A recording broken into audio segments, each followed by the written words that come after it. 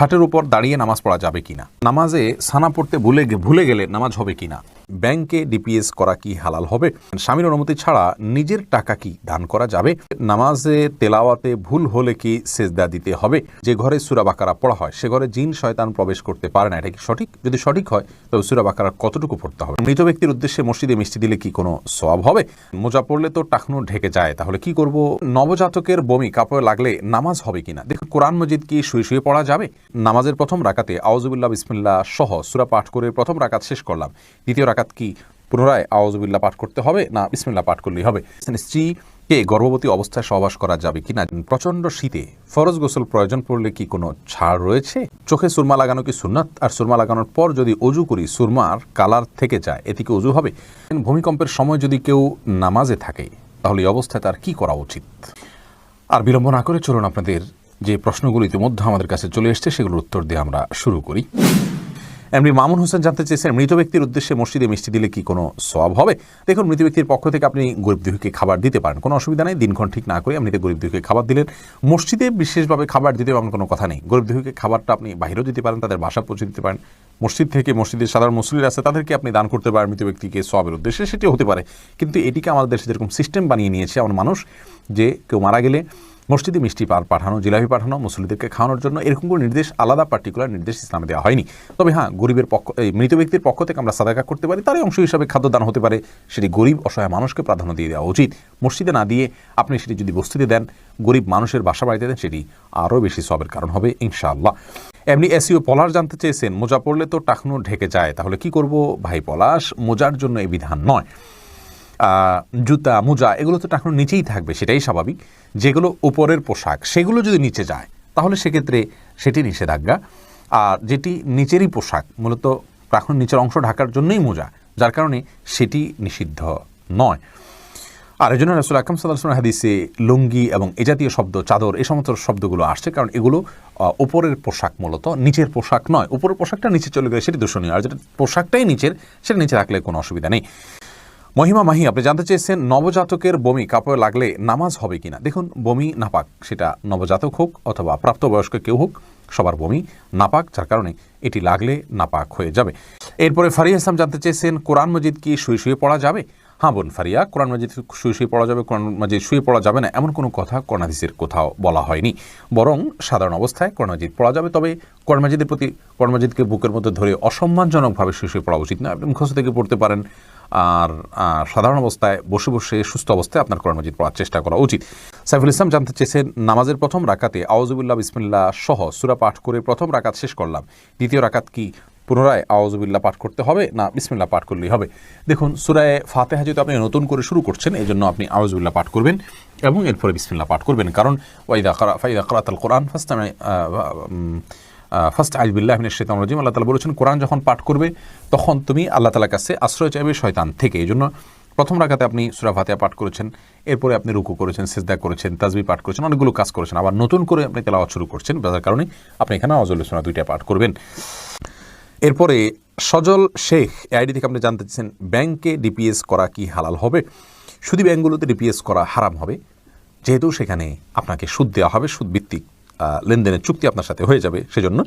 আর ইসলামী ব্যাংকগুলো যদি হয় তাহলে সেক্ষেত্রে বেশ কিছুটা ছাড় রয়েছে, এবং সেটি কিছুটা কোনো কোনো ক্ষেত্রে এটি সন্দেহের মধ্যে পড়বে, শুবহাতের মধ্যে পড়বে, বাকি মৌলিকভাবে অন্য কোনো উপায় যদি কারো না থাকে এটি নাজায়েজ বা হারাম সরাসরি হবে না, তবে অ্যাভয়েড করতে পারলে সেটাও ভালো, যেহেতু সংশয় বা সন্দেহ সেখানেও রয়েছে।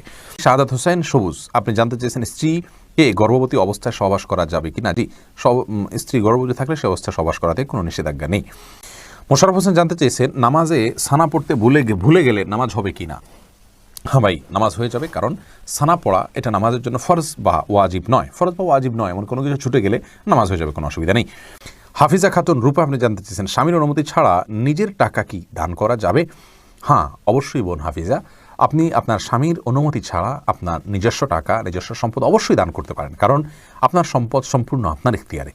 এটি ব্যবহারের ক্ষেত্রে স্বামী বা বাবা বা কোনো অন্য কারোর অনুমোদন নেওয়ার কোনো প্রয়োজন নেই, এটি সম্পূর্ণ আপনার এখতিয়ারাধীন বিষয়, যদি সেটি আপনার মালিকানাধীন হয়।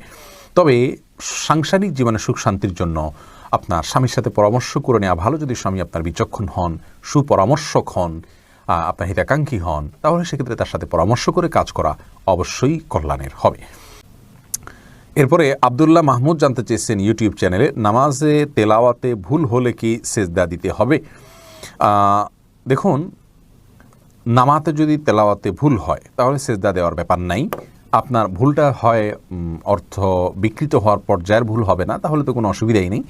আর যদি অর্থ বিকৃত হওয়ার মতো ভুল হয়, সেক্ষেত্রে আপনি 3 আয়াত বা যতটুকু না পড়লে নয় এতটুকু পড়ে ফেলেছেন, তারপরে যদি ভুল হয় তাহলে ইনশাআল্লাহ সেখানে আপনার সালাত হয়ে যাবে। কোনো কোনো ক্ষেত্রে অর্থ বিকৃত হওয়ার মতো ভুল যদি হয় তাহলে সেক্ষেত্রে আপনার সালাত হবেই না, সিজদা সাহুতে এটি কুলাবে না।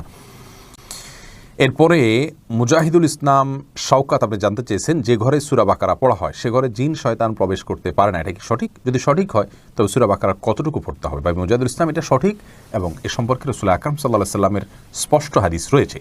সূরা বাকারা যদি তেলাওয়াত করা হয় কোনো বাসায়, সেখানে জিন শয়তান প্রবেশ করে না।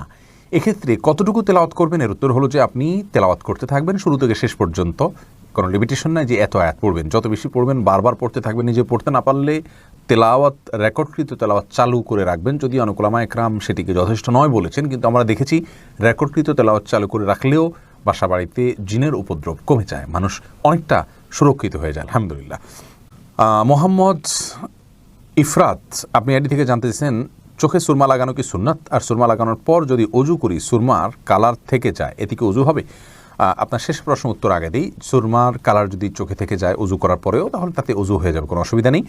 আর চুরমা লাগানো সুন্নাত, জি সুরমা লাগানো সুন্নাত।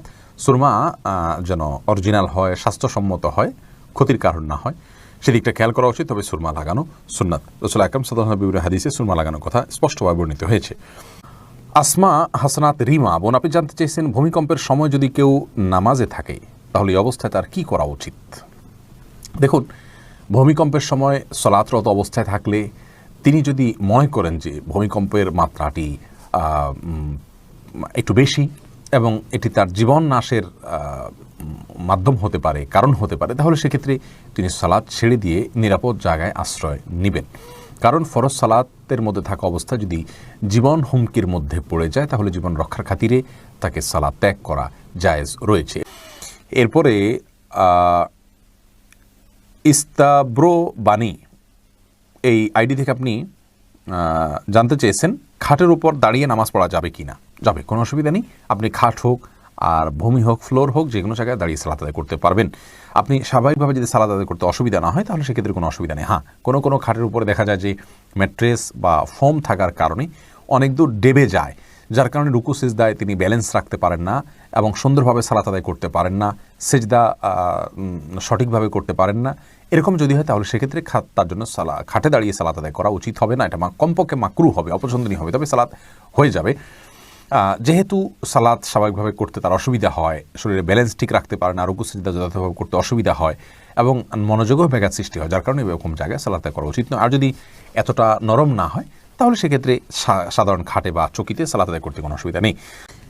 এরপরে রাশিদুল ইসলাম শান্ত জানতে চেয়েছেন, প্রচণ্ড শীতে ফরজ গোসল প্রয়োজন পড়লে কি কোনো ছাড় রয়েছে?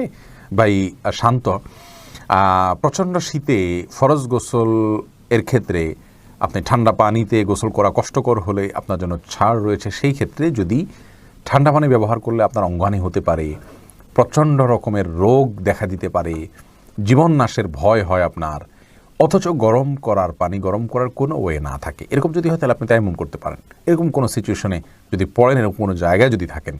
কিন্তু সচরাচর আমাদের দেশে যে পরিমাণ শীত পড়ে, কিছু যে এলাকাতে পঞ্চগড় ইত্যাদিতে অনেক বেশি শীত পড়ে, সেখানে এরকম কোনো সিচুয়েশন থাকতে পারে। কিন্তু নর্মালি অন্যান্য এলাকাগুলোতে, ঢাকার আশেপাশে বা অন্যান্য জেলাগুলোতে যে পরিমাণ শীত পড়ে তাতে পানি ব্যবহার করলে অঙ্গহানি হয়ে যাবে বা জীবন হুমকির মধ্যে পড়বে, এরকম পরিস্থিতিতে পড়ার সম্ভাবনা খুবই ক্ষীণ। সেই জায়গা থেকে এটি আমাদের জন্য করা জায়েজ হবে না, অর্থাৎ তায়াম্মুম করে নামাজ আদায় করা জায়েজ হবে না, গোসলই করতে